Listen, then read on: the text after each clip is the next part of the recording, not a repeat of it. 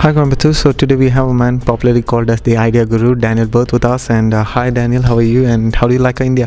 Hey, thank you. I'm good. I've been to India before. Actually, I've been to Bangalore, but not to Coimbatore. So this is a first for me, and I like it very much, especially the food. So the Idea Guru, the idea like giving design thinking ideas.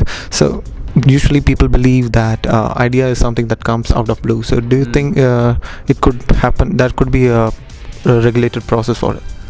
Yeah, it can be. I mean, there's a natural process of creativity, and there are actually researchers trying to study this to make it, to also give you the opportunity to go about it systematically. And that's kind of what design thinking is, among other processes. It tries to tap into this natural creativity, but in a way that you can actually plan it and then execute it. Yeah, but still, the natural creativity is also important, and you need to think about how to how to change the environment in such a way that this natural creativity can also occur. So ideally you have both. So ideas, how important is design thinking in life, or is it just better to let things happen in the flow? Well, if you get into the flow, that's great. I would say that methods like design thinking can help you get into the flow more often and can get better at this creative flow, because for a lot of people, I mean, as children, for example, we are actually very creative and we are very good at this, but as we become adults, we often lose touch with this kind of imaginative, playful thinking, and tools like design thinking, they can actually help us get back into that mode of thinking. And the more you do it, the better you get at it, actually, or maybe the more you remember being a child. So how does design thinking, especially here as part of the Young Indians and CII, so which involves the young industrialist, so how important is design thinking in business, and how far do you think Indians apply design thinking here?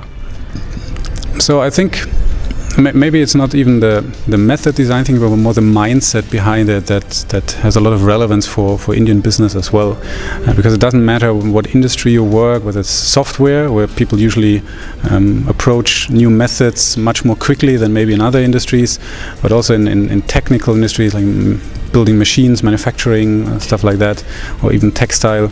In all cases, it's all about understanding the customer needs. Because if you really understand what the customer needs, you can offer them something that is suiting the need better than the competition, and that's basically how you outsmart the competition. So you are basically from Munich, and how far do you think design thinking has helped to evolve Munich? And Munich is very famous for its industry, so how design thinking is applied there? It's certainly, I mean, for once you have a pretty strong startup scene in Munich, and startups are usually very much interested in methods like design thinking, or also lean startup and all these approaches, and they apply them regularly. You have a university in Munich that is focusing very much on design thinking and similar methods, and more of the big companies are also trying to implement it, because for them, I mean, Munich, you have large established companies, and for a long time there was actually enough to be successful. As long as you're big, you're successful, but now times are changing and the market is getting more competitive, so design thinking is one of the tools that a lot of these corporations discover to be more flexible and more agile. So design thinking or creative thinking usually says that let it go wild, and you give it a broad, you don't have a boundaries around creative thinking. So how do you put it into the logical world and apply it logically? So that's where I think the problem comes. So how do you help it? I think when you manage to really focus on the user needs, then you have, let's say, natural boundaries, because the focus on the user need will make sure that you don't go astray. So you can actually have a creative process that has no boundaries, essentially, but since you're still focused on the user needs, you make sure that you're actually on target, and at the end you will have something that the user would like to use or even purchase. So finally, one design thinking tip which you would like to give to our viewers, like something very easy that we could use in our day-to-day life that would help us improve.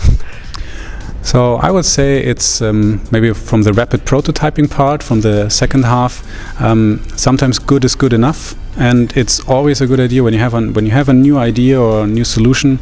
The sooner you talk to people about it, and the sooner you get feedback, the better. So don't wait too long until you present your idea to others. I mean, some people think, oh, if I do this, then maybe they steal my idea, or maybe if they criticize it, I lose interest.